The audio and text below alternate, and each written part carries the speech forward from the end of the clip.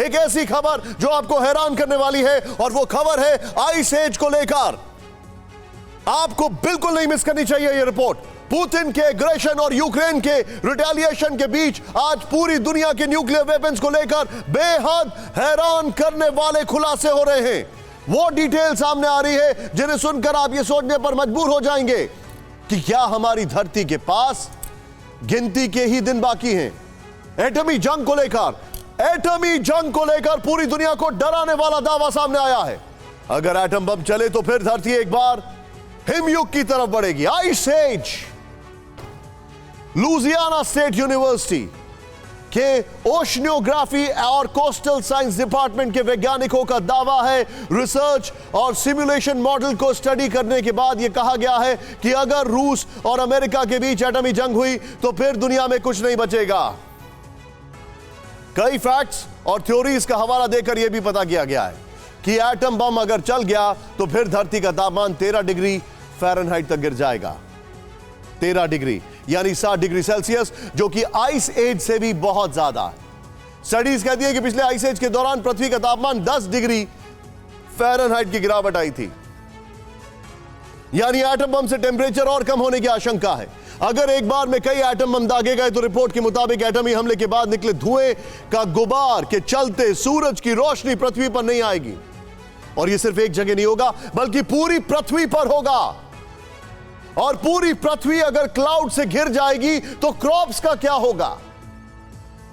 पृथ्वी पर जब ठंड होने लगेगी तो फिर समुद्री बर्फ का दायरा काफी बढ़ जाएगा। यह आपको नहीं भूलना चाहिए कि जमीन यानी धरती पर रिकवरी पानी यानी समंदर से ज्यादा तेज होती है और समंदर की रिकवरी में बहुत समय लगता है। यूनिवर्सिटी की तरफ से यह भी कहा गया है कि इस बर्फ को पिघलने में हजारों साल का वक्त लग जाएगा। 6 फीट गहराई तक बर्फ जम जाएगी। दुनिया के कई पोर्ट तबाह हो जाएंगे।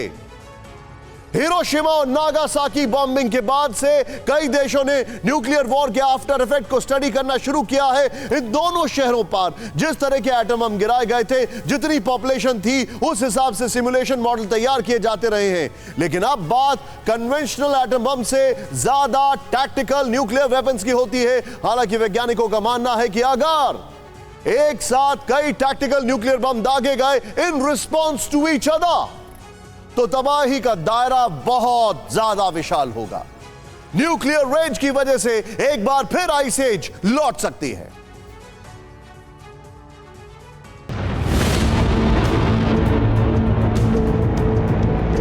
परमाणु युद्ध का जोखिम वास्तविक है। इस खतरे को बिल्कुल भी हल्के में नहीं लेना चाहिए। इन धमकियों ने पूरी दुनिया को डरा दिया है। पुतिन की एटमी ब्रिगेड ने वैज्ञानिकों को यह सोचने पर मजबूर कर दिया कि अगर वाकई किसी ने पागलपन कर दिया, अगर गलती से भी एटम बम का बटन ऑन हो गया तो फिर धरती का क्या होगा, इंसानियत का क्या होगा, पृथ्वी पर रहने वाले दूसरे जीवों का क्या हाशर होगा।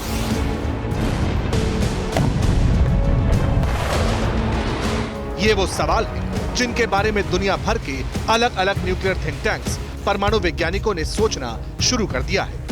न्यूक्लियर साइंटिस्ट महाविनाश की तबाही को आंकड़ों की शक्ल देने में जुट गए हैं।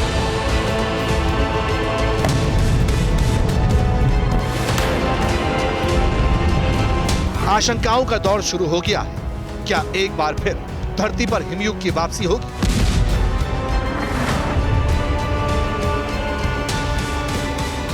क्या परमाणु बम से धरती बर्फ की परत से ढक जाएगी?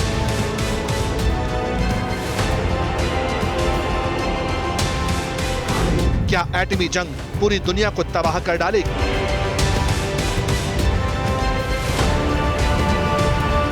क्या 1 लाख साल तक धरती बेजान हो जाएगी?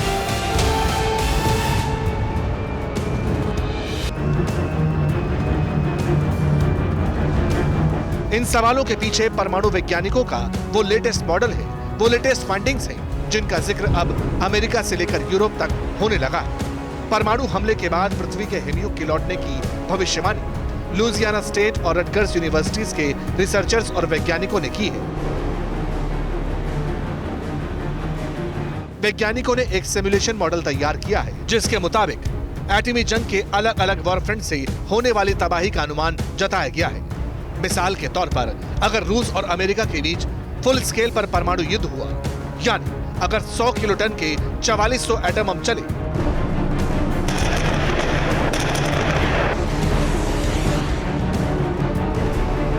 तो फिर धरती पर हिमयुग की वापसी तय है। एटमी हमले के बाद 33,000 करोड़ पाउंड धुआं निकलेगा। इससे सूरज की रोशनी धरती पर नहीं पहुंच सकेगी। एटमी विस्फोट के बाद धरती का तापमान 13 डिग्री फ़ारेनहाइट तक कम हो जाएगा। पिछली बार इससे कम तापमान में हुए बदलाव में हिमयुग आ चुका था, जिसके बाद मैमथ्स हमेशा के लिए विलुप्त हो गए थे। We live in a perilous era. हम एक जोखिम भरे दौर में जी रहे हैं। दुनिया में 15,000 से ज्यादा परमाणु बम हैं और जिन 9 देशों के पास ये परमाणु हथियार हैं, उन देशों के बीच आपस में ही कई विवाद हैं। मसलन अमेरिका और उत्तर कोरिया, नेटो और रूस, भारत और पाकिस्तान। इन देशों से छोटी सी भी गलतफहमी, छोटा सा विवाद या फिर किसी नेता की सनक परमाणु युद्ध करवा सकते। Away from a nuclear conflict. Researchers का मानना है कि अगर ऐसा हो गया तो फिर हजारों साल तक पृथ्वी बंजर हो जाएगी। चारों तरफ सिर्फ और सिर्फ बर्फ ही नजर आएगी। चूंकि जब सूरज की रोशनी ही पृथ्वी तक नहीं पहुंचेगी तो सारी फसलें बर्बाद हो जाएंगी। पेड़, पौधे, प्रकृति सब तबाह और बर्बाद हो जाएंगे। इसी तरह की बातें समंदर को लेकर भी की गई हैं। वैज्ञानिकों का मॉडल कहता है अगर परमाणु बम बरसना शुरू हो गए तो फिर समुद्री बर्फ का दायरा 60 लाख वर्ग मील से ज्यादा फैल जाएगा। ऐसा होने के बाद बीजिंग, कोपेनहेगन और सेंट पीटर्सबर्ग जैसे बड़े बड़े पोर्ट ब्लॉक हो जाएंगे। इसके बाद बर्फ का विस्तार तटीय इलाकों की तरफ होगा। पोर्ट ब्लॉक होने से, जहाजों के जम जाने से कई शहरों की फूड सप्लाई ठप हो जाएगी। कहा तो ये भी जा रहा है कि अचानक से सूरज की रोशनी गायब होने के बाद नॉर्थ अटलांटिक और नॉर्थ पैसिफिक में समुद्र हमेशा के लिए विलुप्त हो जाएंगे।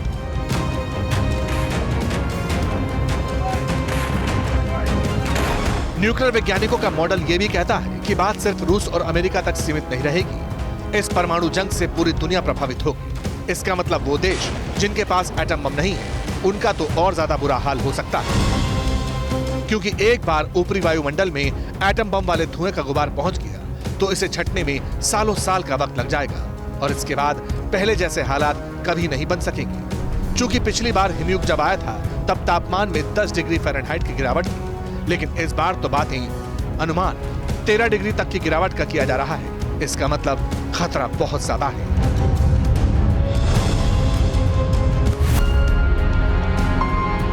कहा जा रहा है कि पिछली बार जब हिमयुग आया था तब 1 लाख से ज्यादा साल तक पृथ्वी बर्फ से ढकी रही थी।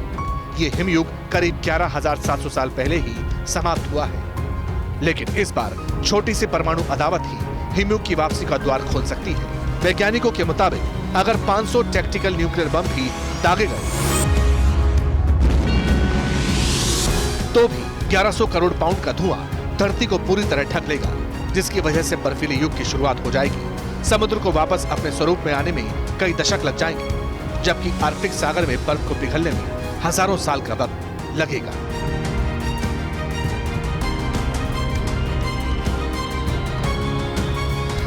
इसलिए वैज्ञानिक बार बार आगाह कर रहे हैं, चेतावनी जारी कर रहे हैं कि दुनिया के सुपर पावर मुल्कों को या फिर उन देशों को जिनके पास एटमी हथियार है, उन्हें कभी भी जंग का ये रास्ता अख्तियार नहीं करना चाहिए। क्योंकि अगर ऐसा हो गया तो फिर इंसान की इंसानियत ही खत्म हो जाएगी।